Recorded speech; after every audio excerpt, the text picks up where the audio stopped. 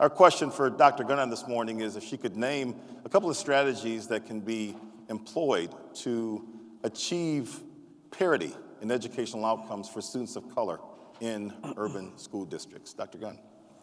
Thank you so much. It's a great honor to be here to celebrate the legacy of Dr. King. I think the first strategy to achieve parity in educational outcomes for students of color is to ensure our teachers are adequately prepared to work in the 21st century urban classroom. Children of color in urban schools have the least prepared teachers. 10% of those teachers leave the urban school district their first year. 30 to 40% of them leave within the first 3 to 4 years. So our children are not getting the highest quality of education because the teachers just aren't prepared. We need to make sure that our teachers are trained to work with our children holistically in a culturally relevant way that engage our children, so our children understand the value of education, why education is important to their lives and their future. So we have to rethink how we train teachers. And at Davenport, in our College of Urban Ed, we focus on very practical classroom management skills, strategies that have been proven in other urban settings to advance the educational outcomes of our students. I think the second strategy, which is really important, and I know we've already mentioned remediation and literacy and working on math skills, but I think that our out-of-school time experiences have to even be broader than that. You know, Dr. King wanted all children to have a dream to pursue, but you can't dream if you've not been exposed to things. If your experiences are so narrow, we have children in poverty, they've never been to the zoo or the symphony or in a lab where there's a scientist. So we need to have our out-of-school time experiences provide some experiential learning activities so students can broaden their horizons. I want to use a brief example.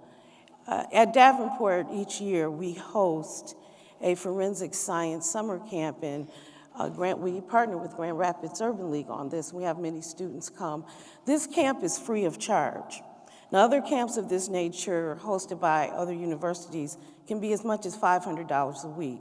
And we know children in poverty, that's not an option for them.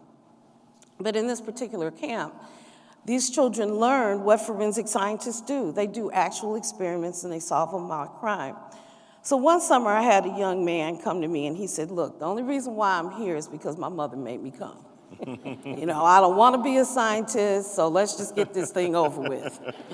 And I said to him, okay, well, cooperate with me with the process and just try and see what you think. Well, by day 3, and day 3 is a special day, it's DNA day.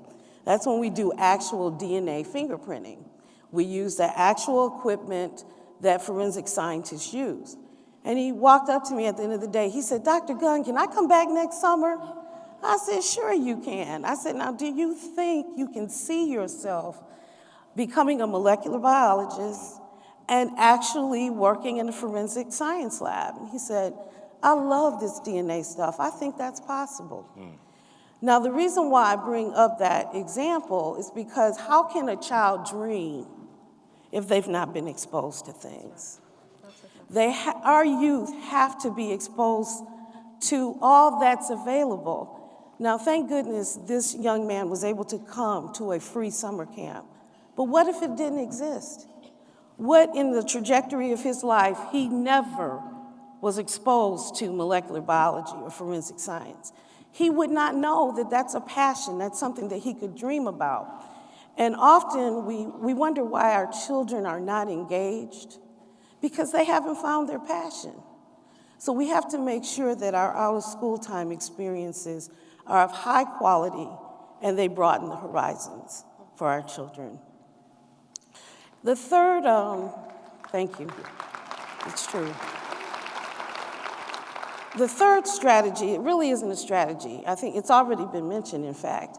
A child's zip code should not dictate the quality of educational resources they have access to. It just shouldn't be that way. Our children of color go to schools that are severely under-resourced.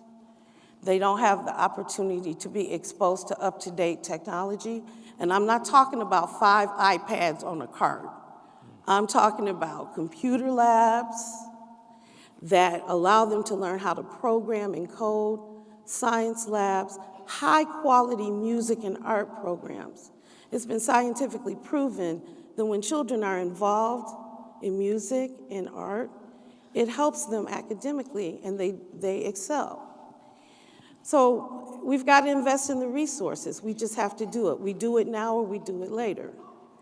We have to make sure that our students have access to up-to-date schools, up-to-date technology, so that they can go to college and pursue careers and become productive citizens. We spend so much money on the physical infrastructure of our country, and I have no problem with that. My dad was a civil engineer. I'm all for that. We need to keep our infrastructure strong for commerce and for our economy.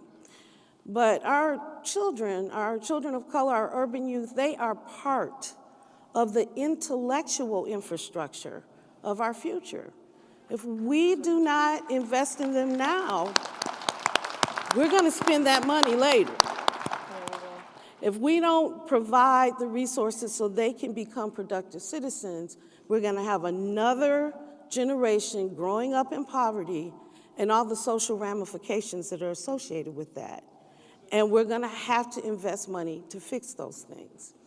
But I feel like I'm preaching to the choir because I've only been in Grand Rapids a year, and what I have seen is phenomenal. I mean, the spirit of collaboration here is just wonderful, and I think Grand Rapids, the community, is a model for the state as well as the nation.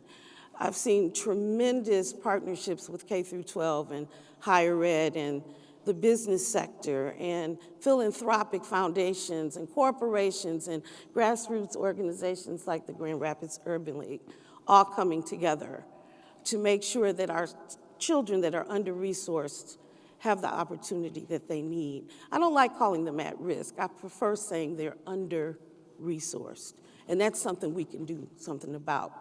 So basically 3 things. Make sure our teachers are adequately prepared.